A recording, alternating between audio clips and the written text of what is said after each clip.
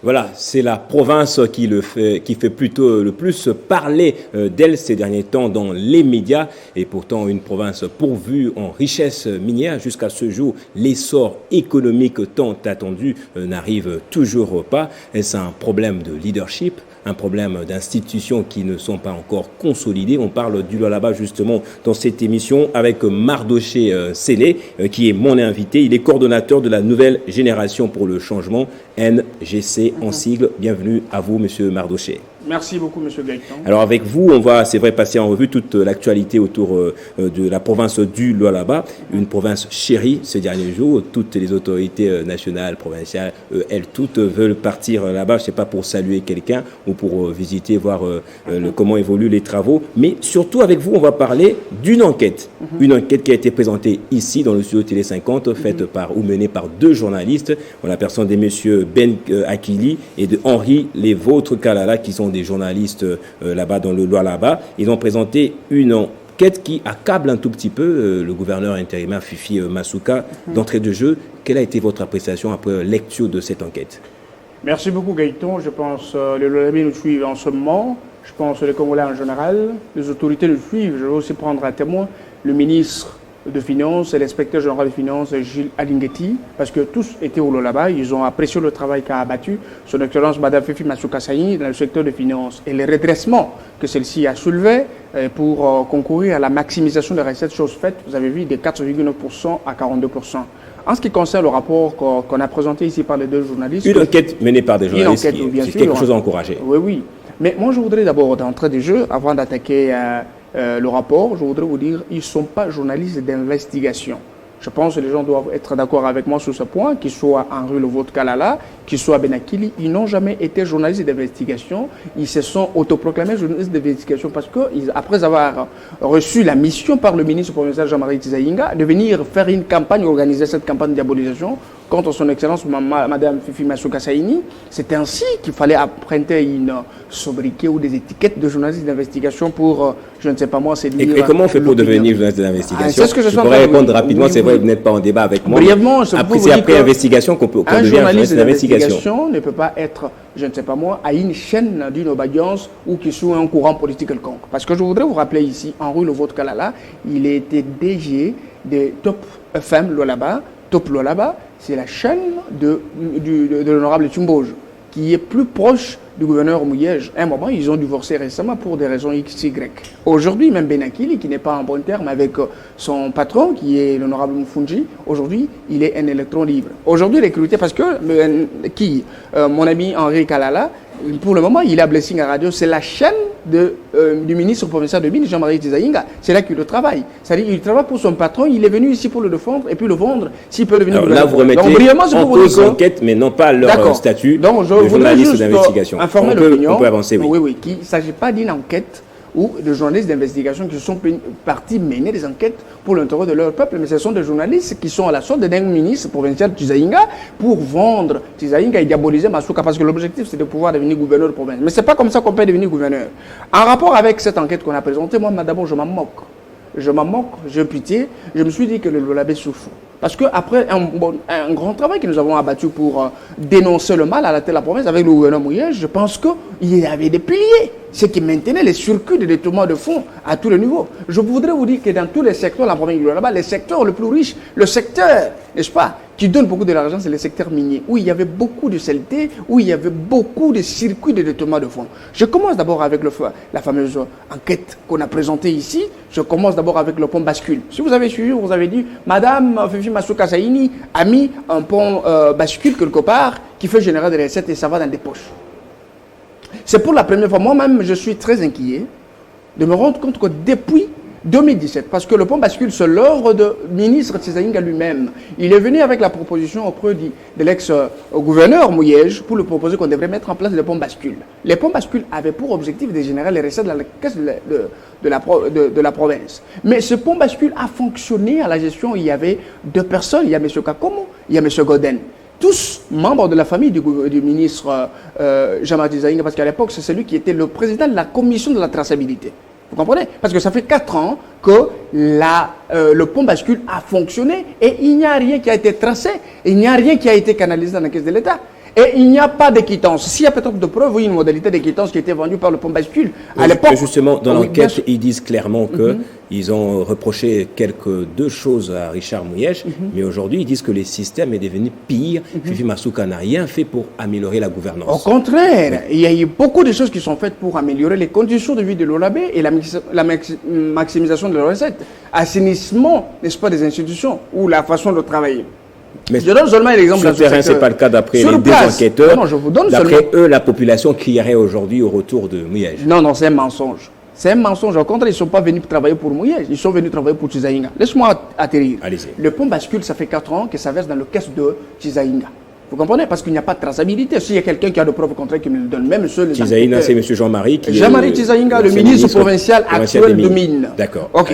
Et puis ça fait 4 ans que le pont bascule est géré par Godin et Kakomo Prince, le frère de ministre de Mines, et il n'y a jamais eu quittance, il n'y a jamais eu un document officiel vendu par le pont bascule pour que l'argent soit tracé. Aujourd'hui, le ministre des Finances, je le prends à témoin, je le lance même un défi. S'il a de preuves de traçabilité de 4 ans, n'est-ce pas, de l'exercice de ce pont bascule, peut-être qu'il peut le balancer, là on va prendre Fifi Masuka mal. Qu'est-ce que Fifi Masuka fait? Après avoir constaté ce genre de mauvais comportement dans la gestion de finances ou des secteurs miniers, madame a pris la décision, n'est-ce pas, de prendre une note circulaire, mettre en information toutes les autorités provinciales, les régies financières. Vous comprenez qu'à partir d'aujourd'hui, nous allons mettre une nouvelle commission, n'est-ce pas, qui va gérer. Moi-même, je suis la présidente de la commission de la traçabilité, pour que l'argent soit enfin tracé dans la caisse de l'État, parce que ça fait 4 ans que cette histoire fonctionne, mais la province n'en gagne absolument rien.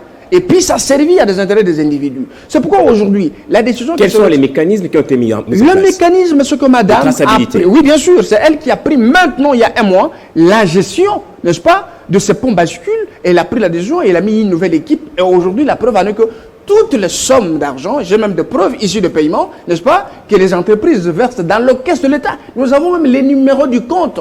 Vous comprenez? Parce que parallèlement à ce qui s'est passé sous le gouvernement Mouyej avec Jean-Marie Tizaïnga, je pense, s'ils peuvent amener aussi de preuves comme moi, sur ce plateau, nous prouvons que voilà, l'argent a été tracé dans tel compte de l'État. Je pense que nous fermerons nos bouches. Donc, Fifi Masuka, à l'intérim de la province, ça fait plus d'1 mois. Vous dites qu'il y a 1 mois qu'elle venait de mettre en place ce mécanisme et tout l'argent pendant qu'elle était gouverneur intérimaire, où est passé cet argent? Alors, c'est pas elle qui avait le contrôle. Il faut demander cette question à Tizaïnga. C'est lui qui était le président du conseil de traçabilité. Parce qu'aujourd'hui, à la prise de contrôle du pont bascule par son excellente Madame Fifi Masuka, c'est qu'aujourd'hui, il faut comprendre avec une seule preuve de paiement, une société a payé $50 000.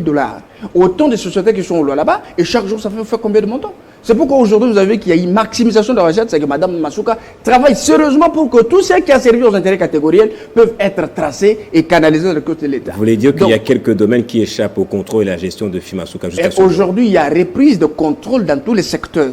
C'est pourquoi aujourd'hui, ça construit le socle de jalousie, de haine, de colère. Ce que ceux qui servaient les intérêts catégoriels, aujourd'hui, ça peut servir les intérêts de l'État. Les gens disent, voilà, elle est en train de mettre le bateau dans le roue, dans le chef de beaucoup des autorités sur place. Je peux vous dire que Jean-Marie Tizaïnga est très énervé par le fait que Mme Fifi Masuka Saini a récupéré ce qui doit servir aux intérêts des Congolais, ce qui doit servir aux intérêts de l'Olaba, parce que le chef de l'État attend du Lualaba beaucoup de recettes pour la concrétisation de beaucoup de projets. L'enquête de Ben Akili et d'Henri Lévôtre dit également que Fifi Masuka freinerait ou refreinerait l'élan de développement pris jadis à l'époque de Mouyej. Non, moi je pense qu'il ne faut pas vouloir une chose et son contraire.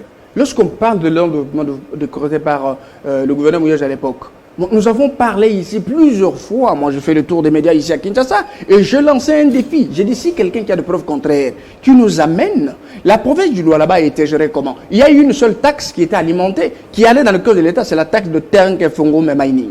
Vous comprenez? Mais la province ne dépend pas de la délivrance minière. Depuis 2018, la province reçoit plus de 10 822 000 $ de redevance. Vous comprenez? Mais cet argent allait où il n'y a pas de traçabilité? Cette taxe de TFM, c'est qui a servi à la modification et réhabilitation de quelques petits ouvrages sur place. Vous avez compris? Mais le 96% des recettes allaient dans le cas des individus. Je pense que les journalistes d'investigation étaient sur place avec moi là-bas. Mais aucune révélation n'a été faite par les soi-disant journalistes d'investigation. Mais je suis l'unique qui a fait des dénonciations sur la réduction de comptes sommoyage, qui n'a jamais travaillé parce que la réduction de comptes avait pour objectif un rapport comprimé de recettes de la province, les dépenses allouées de manière annuelle, mais ce rapport n'a jamais été présenté. Vous comprenez? Donc, allons-y encore doucement. Les 15 ouvrages que le gouvernement avait, n'est-ce pas, lancés en 2015, un seul ouvrage a été achevé en 2018. Et c'est l'ouvrage le plus surfacturé, l'auteur du gouvernement. Les deux autres bâtiments ici s'achevaient par Fifi Masuka avec le même recette de la province. Je parle de la BCC, je parle du pavillon présidentiel. C'est Fifi Masuka qui a achevé, ce n'est pas le gouvernement Mouyage. Le reste, l'Assemblée provinciale est en train d'être achevé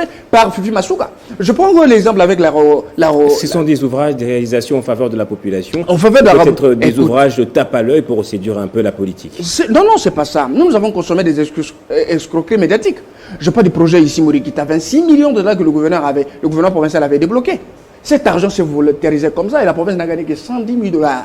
Le maïs qui sont sortis du projet Morikita a été bloqué par Eraïm, un sujet indien. Mais on n'en parle pas. Je n'ai pas vu les journalistes d'investigation sortir avec ces vérités sur vos plateaux pour démontrer aux gens comment est-ce que Moïse n'avait pas bien géré la province. Je vais encore plus loin.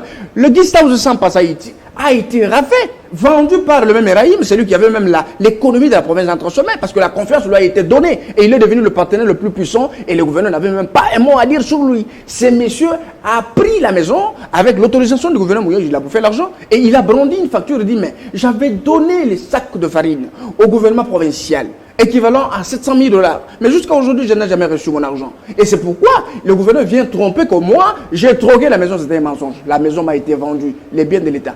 Sous le gouverneur Mouyage, si on parle de l'endettement, les ministères, plus de 5 ministères étaient locataires jusqu'à aujourd'hui. Les bâtiments qui étaient même destinés pour qu'on construise des immeubles, c'était l'immeuble Sampassa qui a été vendu. 2 hectares de Mwangaji, quelle urgence? Il y avait une urgence parce qu'il y a l'espace vert là-bas. Des hectares de Mwangaji ont été volontairement vendus par le gouvernement Mouyage et ce qui n'a pas profité à la province du Roi là-bas. Vous comprenez? Donc aujourd'hui, même si la facture de la médecine avait tendance à disparaître, vous avez vu, l'intention du ministre de l'ESU, c'était de suspendre la facture de la médecine parce que toutes les conditions n'étaient pas réunies. Le rapport épingle également la toute puissante coopérative. La coopérative qui vient chasser toutes les autres coopératives qui occupent pratiquement toutes les carrières minières. Aujourd'hui, il y a des petites coopératives qui ont fermé, des familles tout entières envoyées dans le chômage. Il s'agit de la coopérative Koumi Kabat qui appartiendrait soit à Fifi Masuka, soit à son entourage. Bon, je suis en train de partir doucement. Même si Fifi Masuka avait une coopérative, son entourage avait une coopérative, et il y a une disposition légale qui interdit à un gouverneur, vice-gouverneur ou membre de sa famille, ou tout Congolais d'avoir une coopérative. Un problème dans sa création notamment. Alors, c'est du fait que cette coopérative occupe toutes les carrières. Non, c'est un mensonge. Je vais maintenant dans le secteur des coopératives. Mon frère, récemment vous avez suivi l'inspecteur général des finances, Gilles Lingeti, et le ministre national, les Warriors, Nicolas Kazadi, était au là-bas et a reconnu le travail important qu'a battu son excellence Madame Fifi Masuka dans ce secteur. Et cette collaboration positive, n'est-ce pas, dans la traçabilité de fonds de l'État qui doit être canalisée. D'autres disent que ces coopératives servent à renflouer les poches des ministres. C'est un mensonge, d'abord ça, les nauséabondes que les Congolais ne peuvent pas consommer. Les deux journalistes qui sont passés ici sont venus parce que ils ont été motivés juste pour faire cette campagne de diabolisation. Mais je pense qu'ils ont échoué parce que la vérité, c'est ce que je suis en train de donner. Je prends l'exemple récemment, vous avez suivi l'histoire des 17 camions. Les 17 camions-là appartenaient à une société FIAO. Mais la société qui est venue déclarer ce document, c'est la société Comioscope qui appartiendrait, n'est-ce pas, à Eric Tissola, le directeur du cabinet du ministre de Mines, Jean-Marie Tizaïnga. Vous comprenez? Mais cette société, n'est-ce pas, n'avait pas payé de documents qu'il fallait pour l'extraction de matière jusqu'en Afrique du Sud. Et lorsque le service de l'antifraude a mis la main sur cette société avec ses 17 camions, ils ont dit présentez-nous le document. Non, nous faisons l'artisanat. L'exploitation artisanale. Artisanale, okay. Excusez-moi. Alors, ils disent exploitation artisanale, présentons-nous le document. On a présenté le document du NAMA. Mais vous avez des plaques étrangères.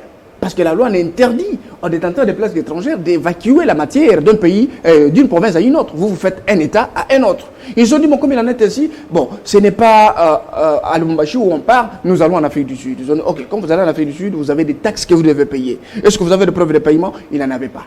Vous comprenez? Alors, c'est sur place. Les services d'antifraude ont calculé, n'est-ce pas, le montant de la taxe qu'il allait payer, ça fait 5 600 000 pour les 17 camions. Et ce n'est pas la première fois. Comioscope a commencé cette politique, n'est-ce pas, de fraude il y a longtemps. C'est la coopérative de Chizaïnga, parrainée par son directeur de cabinet. Vous comprenez? Et puis, la province a manqué plus de 437 millions de dollars dans ce de 2 ans. Parce que, si nous prenons le maximum, c'est les 17 camions que nous avons fait. Mais par jour, Comioscope déclare plus de 1000 documents pour cette société. Ça nous fait combien d'argent? Ça, c'est Chizaïnga qui est derrière ça. Je prends encore un deuxième élément. La coopérative... Jean-Marie a des ambitions d'occuper le poste de gouverneur. C'est son droit le plus légitime. Je ne m'attaque pas à ses ambitions. Mais le Lualaba ne figure pas parmi les provinces dans laquelle il devrait y avoir des élections. Non, nous attendons d'abord la confirmation par la Cour constitutionnelle, parce que vous savez que les dossiers en justice, nous voudrions que la procédure empruntée par l'Assemblée provinciale du Lualaba, dans la mise en accusation du gouvernement Mouye, soit confirmée par un arrêt de la Cour constitutionnelle pour confirmer cette mise en accusation. Et puis, il y a eu rentrée judiciaire. Je pense que le dossier est à l'ordre du jour. Bientôt, nous aurons une décision. Donc, en ce qui concerne les coopératives, je vous ai parlé de Comioscope, une escroquerie que Tizani a mis en place juste pour, n'est-ce pas, mettre l'argent dans ses poches. Je prends encore un exemple avec le fonds, n'est-ce pas, le fonds de promotion de l'industrie, des petites et moyennes entreprises. Oui, bien sûr, que Moïse Katumbi avait mis en place, c'était en 2008. Mais c'est Chizaïnga qui a géré cette commission. Et jusqu'à aujourd'hui, il a vidé la caisse de la FPM qui était entre les mains de SAEMAP.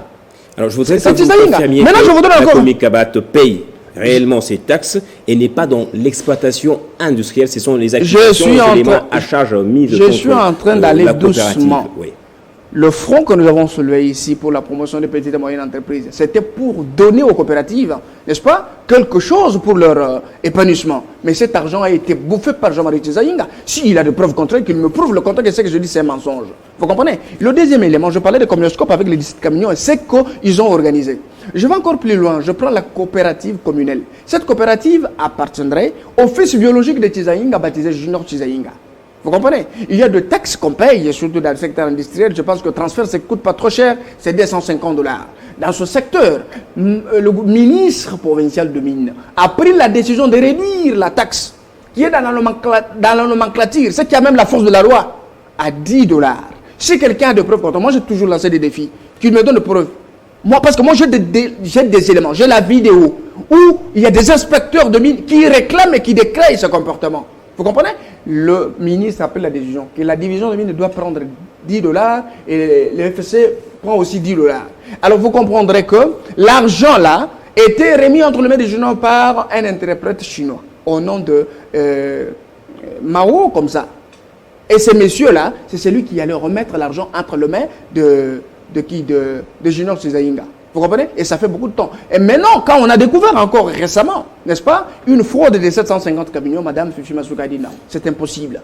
Cette coopérative a pour objectif d'appauvrir la population et la province. Nous avons besoin ici, l'objectif c'est accroître, n'est-ce pas, le reste de la province. Parce que pour ceci servent à ce que les chefs de l'État puissent voir ces efforts être couronnés de succès. Vous comprenez? Parce qu'aujourd'hui, regardez les recettes. Si vous voulez qu'on vous donne, n'est-ce pas, un bulletin de la maximisation des recettes, appelle-moi, je vais vous amener des preuves.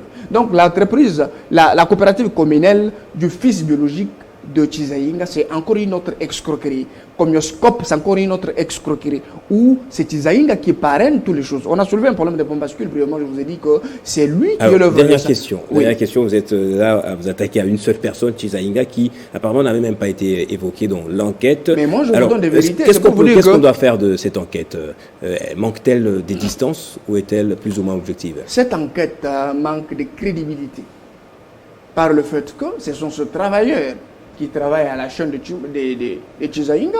Et Chizaïnga a fouillé quelques petits documents pour les dire, voilà, allez-y, faire une campagne de diabolisation contre Fifi Masuka. Comme ça, tu sais qu'il va les désavouer. Et c'est moi qui serai favori, c'est moi qui serai gouverneur. Vous comprenez? Parce que je sais que la plupart de ces ministres et de ces journalistes, la plupart sont venus toquer à la porte de Fifi Masuka.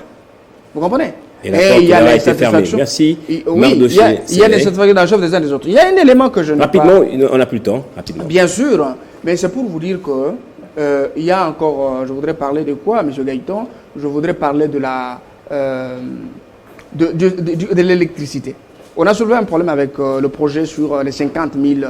En quelques secondes. Bien sûr. Mais brièvement, ce projet-là, avec Congo Investissement, ce n'est pas l'œuvre de Fifi Masuka.